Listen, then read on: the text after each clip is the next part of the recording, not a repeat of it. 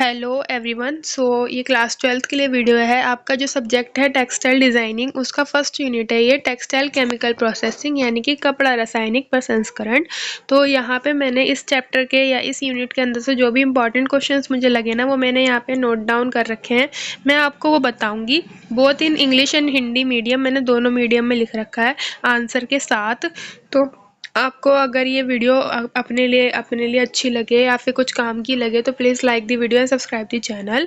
Also आप अपने comments में बताना डाउट्स जो भी अगर आपको लगे इस वीडियो को देखने के बाद भी।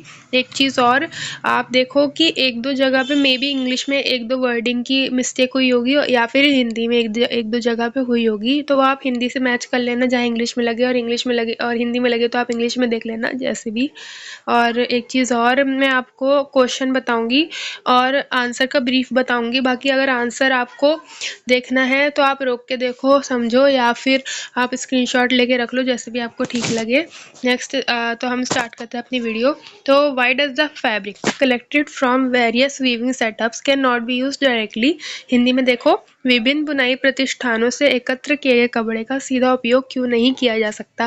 भाई देखो, हमने टेक्सटाइल डिज़ाइनिंग पूरे 1 साल पढ़ ली है, हमें ये तो बिल्कुल पता है कि इम्प्योरिटीज़ होती हैं कपड़े के अंदर, उसको वीविंग मशीन से निकाला जाता है, उसको वीव किया जाता है, तो उसमें इम्प्योरिटीज़ आ जाती हैं, तो हमें वो निकालना होता है, इसलिए हम उसको डायरेक्ट यूज़ नहीं कर सकते। ठीक है, तो इसका आंसर इस टाइप से आप देख लेना, हिंदी एंड इंग्लिश दोनों में। अगला हम देखेंगे, अपना क्वेश्चन है, मैंने यहाँ पे लिखा है जल विरोधी और हाइड्रोफोबिक। ये वो कपड़े हैं जिसमें वाटर एब्जॉर्ब नहीं होता, डाई एब्जॉर्ब नहीं होता, तो उसी कपड़े को हम कहते हैं हाइड्रोफैब्रिक, हाइड्रोफोबिक, या फिर आप उसको हिंदी में बोलोगे जल विरोधी। ठीक है, नेक्स्ट है आपका differentiate between natural impurities and added impurities in fabric. कपड़े में प्राकृतिक अशुद्धियों और अतिरिक्त अशुद्धियों के बीच अंतर करो। तो आप यहाँ पे देखो, नेचुरल इम्प्योरिटीज जो नेचुरली एडिड हो जाती है, डस्ट या फिर कोई और धूल वगैरह गंदगी जो भी कपड़े में आ जाती है, अगर एनिमल से लिया गया है आपका शुरुआती जो भी आपका संसाधन था वो एनिमल से लिया गया है, एनिमल हेयर लिए गए हैं, तो देखो उसमें एनिमल के पसीने भी हो सकते हैं। जो भी इम्प्योरिटीज़ नेचुरल होंगी वो ये सारी होंगी, और जो एडिड होंगी वो जैसे स्टार्च, वैक्स, ईटीसी जो हम ऐड करते हैं कपड़ों में वो।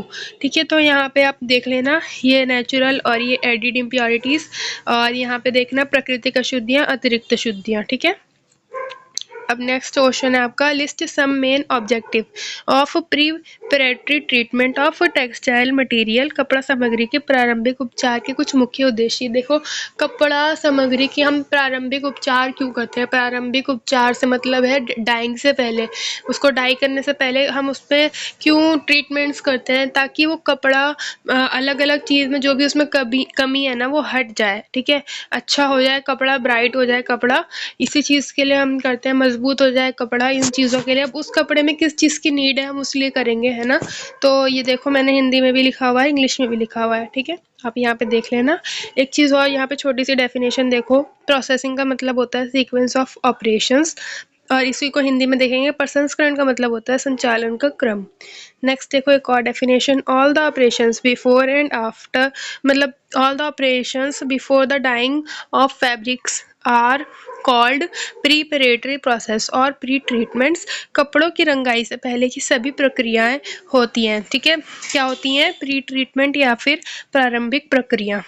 तो नेक्स्ट आपका क्वेश्चन है यहाँ पे, एक्सप्लेन साइजिंग। साइजिंग को समझाओ। साइजिंग देखो, वीविंग के दौरान कपड़े में रेशे निकल आते हैं, ठीक है, उनको छोटे टाइनी हेयर लाइक बोल सकते हैं हम, तो उनको हटाना क्या होता है? साइजिंग।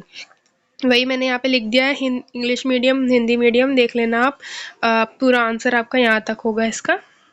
ठीक है, नेक्स्ट है आपका एक्सप्लेन डिसाइजिंग।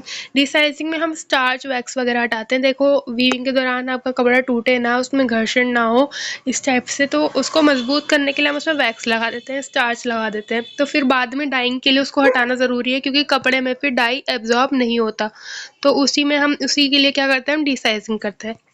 यहाँ पे आप देख लेना, both in Hindi and English medium. ठीक है, नेक्स्ट है आपका explain the process of sizing. Sizing में क्या करते हैं, एक मशीन के अंदर से निकालते हैं हम कपड़े को। ठीक है, उसका आंसर आप यहाँ पे देख लेना इंग्लिश में, और ये रहा आपका हिंदी में। नेक्स्ट है आपका explain the process of D sizing. तो डी साइजिंग में हम डी साइजिंग के सॉल्यूशंस डाल के घोल बना के कपड़े को उसमें से निकालते हैं। जैसे कि सोडियम क्लोराइड होता है, उसमें वेटिंग एजेंट, एंजाइम वगैरह होते हैं, तो उसका टेम्परेचर वगैरह भी डिसाइडेड होता है। जैसे ये है इसका टेम्परेचर, ये है उसका टाइम। बाकी मैंने यहाँ पे सही से लिख रखा है, आप देख लेना। वैसे ये इको फ्रेंडली है ज़रूर ये प्रोसेस, बट क्या है, एक्सपेंसिव। ये यहाँ पे आप हिंदी में देख लेना इसको। नेक्स्ट है आपका स्कोरिंग समझानी है। देखो स्कोरिंग में हम मेनली ऑयल और वैक्सेस निकालते हैं कपड़े के अंदर से, ठीक है। सिंपल डेफिनेशन है, आप ये इंग्लिश में देख लेना और ये आप हिंदी में देख लेना। नेक्स्ट है आपका स्कोरिंग का प्रोसेस बताना है। वही आपको केमिकल्स जो भी आपके चाहिए होते हैं उसमें से कपड़े को निकालना होता है और उसमें स्कोरिंग का प्रोसेस होता है, वो आप यहाँ पे इंग्लिश में देख लेना या आप हिंदी में देख लेना, ठीक है। नेक्स्ट है आपका ब्लीचिंग। ब्लीचिंग नाम से ही पता चलता है कि हमें कपड़े के अंदर वाइटनिंग लानी, कपड़े को वाइट करना है या फिर जो भी कलर उसमें देना है। जैसे कि यहाँ पे कुछ ब्लूइंग एजेंट भी होते हैं, ये रहा, जैसे कि ये आपका ब्लूइंग एजेंट है रॉबिन ब्लू, जाला वगैरह। आपके वाइटनिंग एजेंट है यूनिवर्सल ब्लीचिंग एजेंट आपका हाइड्रोजन पेरोक्साइड, और इसके अलावा आपका सोडियम हाइपोक्लोराइड। ये सब आप यूज़ करके ब्लीचिंग करते हैं कपड़े में। बाकी आप यहाँ पे देख लेना आप, ताकि आपका कपड़ा ब्राइट हो जाए कलर में, तो यही होता है। और हिंदी में ये आपका ये रहा। नेक्स्ट है आपका मर्सराइजेशन। देखिए मर्सराइजेशन बहुत ईजी है। मर्सराइजेशन एक आदमी है जॉन मर्सर, उन्होंने जब कॉटन के क्लॉथ पे एक्सपेरिमेंट किए, अपने केमिकल्स जो भी डाले, तो उन्होंने एक बदलाव देखा उसके अंदर, तो इसीलिए उन्होंने मर्सराइजेशन में यहाँ से प्रोसेस का इन्वेंशन होता है। इसके अंदर ये होता है कि जब क्लॉथ के ऊपर मर्सराइजेशन किया जाता है ना, तो उसकी स्ट्रेंथ जो है बढ़ के 15 to 25% और बढ़ जाती है, ओके। और उसमें थोड़ा और चमक आ जाती है वो, और उसमें ना उसमें एब्जॉर्प्शन की वो बढ़ जाती है, एब्जॉर्ब करने की ताकत। वाटर को और डाइस को वो और अच्छे से ना एब्जॉर्ब करने लग जाता है, और श्रिंकेज कम हो जाती है। यानी उसमें जो शायद जो हम वो आ जाती है सिलवटें वगैरह इस टाइप से, उसका सिकुड़ना कम हो जाता है उसका, ओके। तो ये देखो आप इधर से हिंदी में, ठीक है। और ये आपका था आंसर इंग्लिश में। तो मुझे लगता है ये ओके। इसका प्रोसेस और रह गया है। इसका प्रोसेस में वही आपके जो भी केमिकल्स लगते हैं वो लगाया जाता है। लास्ट में इसको स्टेंटर नाम की मशीन से निकाला जाता है। पहले उसको केमिकल्स के घोल से निकाला जाता है, ठीक है। उसके बाद इसको मशीन से निकाला जाता है। इस टाइप से प्रोसेस होता है। आप यहाँ पे देख लेना।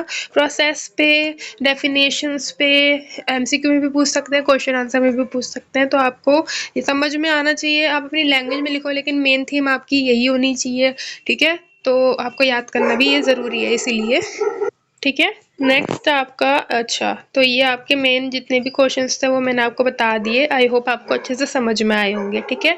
आप अच्छे से इनको देखना और आई होप इससे आपको हेल्प मिली होगी। लास्टली मैं आपको आपके एग्ज़ाम के लिए बोलना चाहूँगी ऑल द बेस्ट। अच्छे से करना आप अपने सारे एग्ज़ाम।